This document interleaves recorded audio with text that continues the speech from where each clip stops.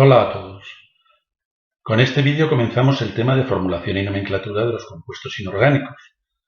Recordaremos algunos conceptos y sentaremos las bases para comprender la formulación y la nomenclatura.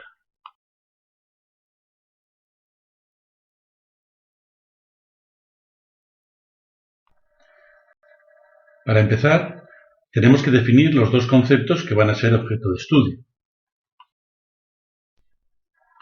La formulación es el lenguaje químico. Nos permite escribir la fórmula de un determinado compuesto. Observa el ejemplo. Solo hay una forma de escribir las sustancias.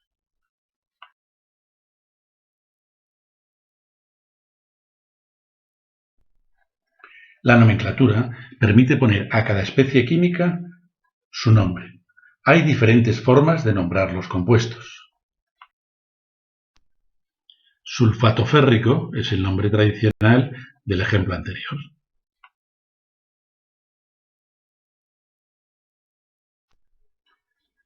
En esta imagen, tomada en la Sierra de Gredos, podemos ver la atmósfera con sus nubes, las plantas, el suelo con su humus.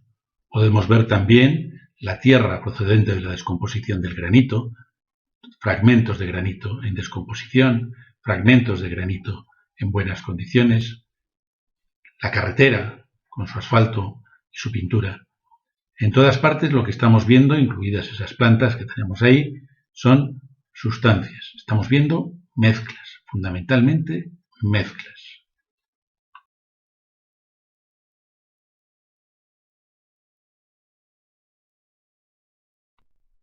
Antes de seguir adelante, es importante recordar algunos conceptos básicos que vimos sobre los tipos de sustancias. Nos interesa distinguir entre mezclas y sustancias puras y recordar la clasificación de estas últimas en sustancias simples y compuestos.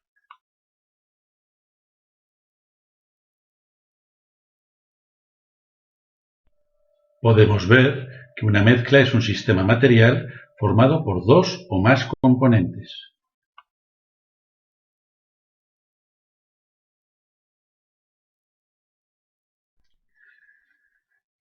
Si separamos estos componentes unos de otros, obtenemos las sustancias puras que la formaban. Estas sustancias puras son sistemas materiales formados por un único componente.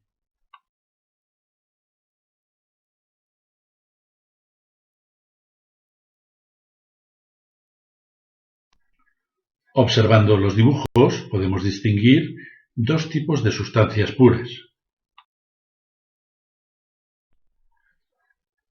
Por un lado, las que están formadas por un solo tipo de elemento químico y que reciben el nombre de sustancias simples. Y por otro lado, la que está formada por dos tipos de elemento químico, la cual recibe el nombre de sustancia compuesta o compuesto.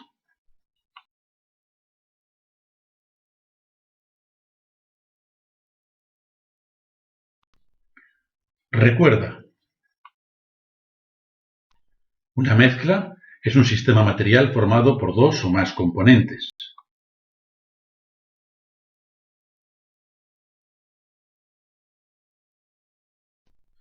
Mientras que una sustancia pura es un sistema material formado por un único componente. Podemos distinguir dos tipos de sustancia pura.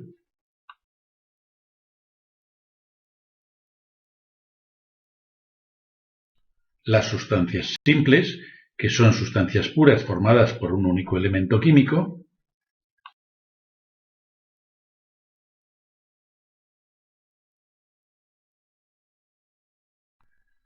y los compuestos, que son sustancias puras formadas por dos o más elementos químicos.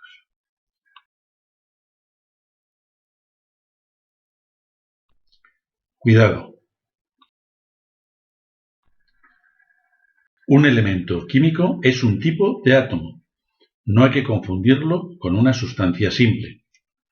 No uses la palabra elemento como sinónimo de sustancia simple. En la imagen puedes ver cómo el oxígeno, el elemento químico oxígeno, puede dar lugar a dos sustancias simples diferentes, el dioxígeno o oxígeno molecular que respiramos y el trioxígeno, ozono, que aparece en las capas altas de la atmósfera protegiéndonos de la radiación ultravioleta, pero que a nivel de superficie se convierte en un contaminante. Debes tener muy claro qué es una fórmula y qué la caracteriza. Una fórmula es la forma más clara y sencilla de representar la composición de una sustancia. Sirve para representar tanto sustancias moleculares, simples o compuestas, como a sustancias que forman redes.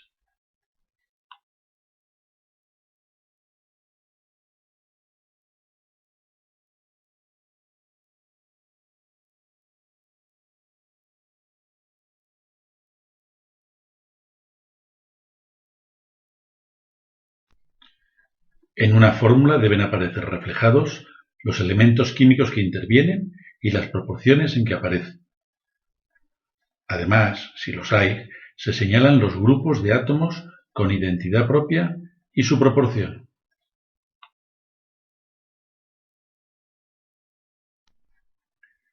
Observa el ejemplo. El paréntesis rojo nos indica que lo que hay dentro de él tiene identidad propia. El subíndice nos indica la proporción en que se encuentra respecto al hierro en esa sustancia. Aunque para formular no lo necesites, es importante que tengas claros estos dos conceptos.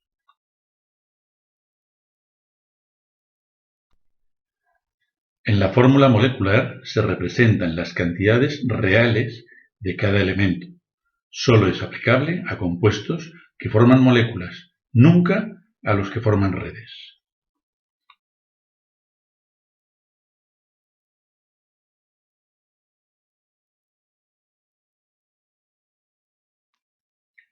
En la fórmula empírica se representa la proporción en que aparecen los elementos químicos.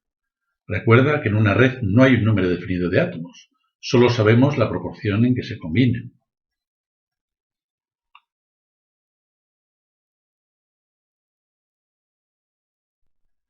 La IUPAC es el organismo internacional encargado de definir los criterios que se han de seguir para formular y nombrar correctamente las sustancias químicas.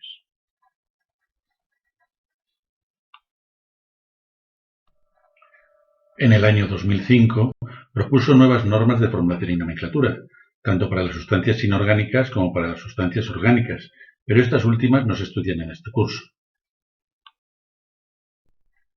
Hasta el año 2007 no se tradujeron al español y no se ha puesto mucho interés por realizar el cambio, como puede verse en muchos libros de texto. En lo que a las fórmulas se refiere, no ha habido muchos cambios, pero en la nomenclatura sí.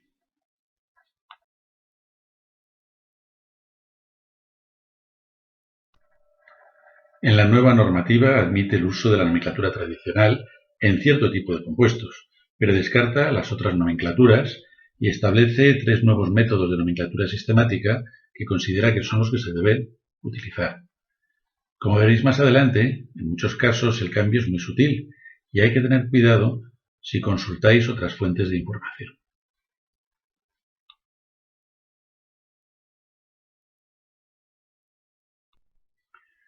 Trata de recordar esta clasificación.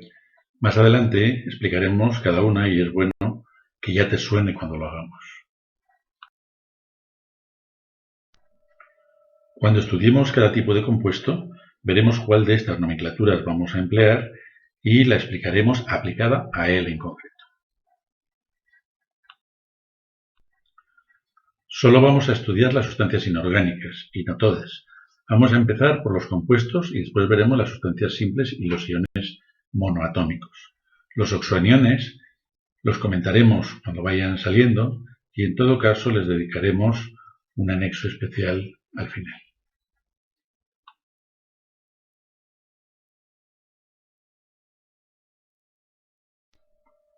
Tradicionalmente, los compuestos inorgánicos se agrupan en 2 categorías, compuestos binarios y compuestos ternarios. Este criterio se basa en el grado de complejidad de los compuestos y es el que se usa o el que se emplea cuando los compuestos binarios y ternarios se explican en cursos distintos. aunque es una clasificación lógica, no se ajusta a la didáctica de nuestras clases, por lo que vamos a utilizar otra.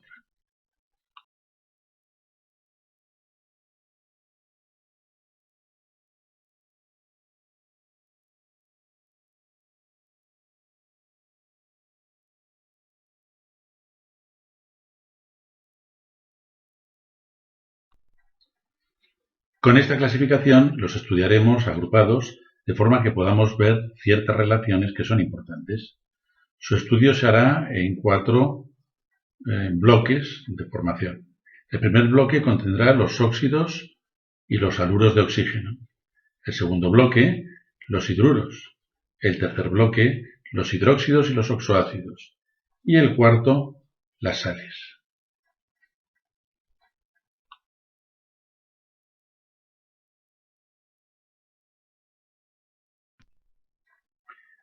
En este recuadro hay 3 tipos de compuestos que no se estudian en tercero de la ESO. Los presentaremos en una sección voluntaria de ampliación curricular. Estos vídeos sirven de poco si no realizas todas las actividades propuestas y aprovechas el tiempo en clase haciendo los ejercicios y resolviendo las dudas que te surjan.